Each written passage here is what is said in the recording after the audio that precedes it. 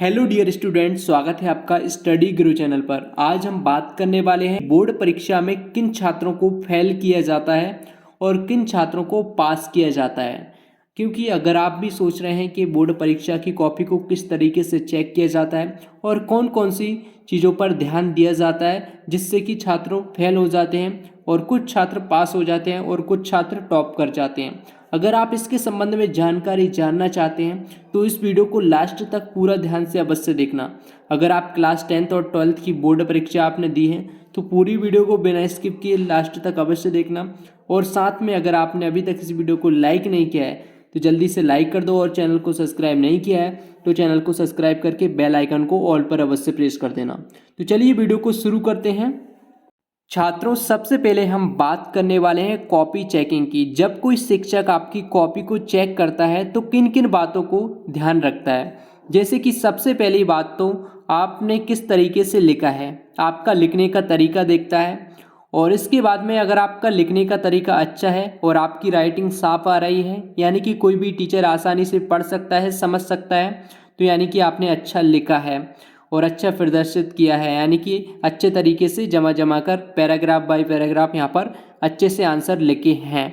और सेकंड चीज़ आपकी राइटिंग अच्छी है। और थर्ड जो चीज़ कि आपने जिस टॉपिक के बारे में आपसे पूछा गया है उसी टॉपिक के बारे में आपने लिखा है। ऐसा नहीं कि क्वेश्चन कुछ और बोल रहा है और लिख आप कुछ और रहे हैं, तो वहाँ पर आपके नंबर कट जाते हैं, इसलिए आपको नंबर कम मिलते हैं। अगर आपने सही तरीके से लिखा है, यानी कि जिस टॉपिक के बारे में पूछा है उसी टॉपिक के बारे में अगर आपने आंसर लिखा है तब आपको उसके पूरे नंबर मिलते हैं। और वहाँ पर आपको स्पष्ट और साफ राइटिंग में आपको लिखना होता है और साथ में लिखने का तरीका आपका अच्छा होना चाहिए।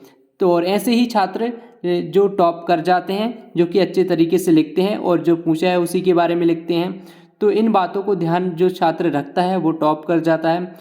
छात्रों, अब हम जान लेते हैं कि बोर्ड परीक्षा में कौन से छात्रों को फेल किया जाता है। छात्रों, प्रत्येक शिक्षक जो कि बोर्ड परीक्षा की कॉपी चेक करता है उसका प्रयास यही रहता है कि हर छात्र पास हो जाए।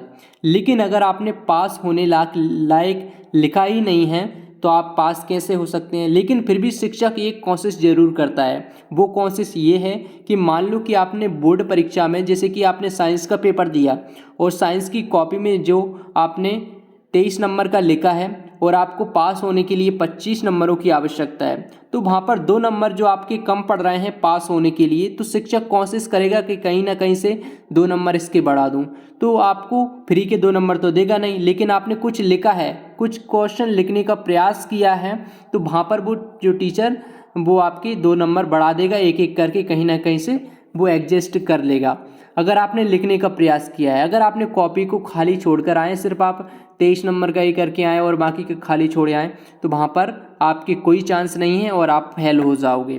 तो आपको जब भी आप बोर्ड परीक्षा दें और आंसर शीट में आंसर लिखें तो आप कुछ ना कुछ लिखने का प्रयास जरूर करें। भले आपको कुछ आंसर नहीं आ रहा फिर भी आप लिखने का प्रयास करें उससे संबंधित, आखिर क्वेश्चन में क्या पूछा जा रहा है।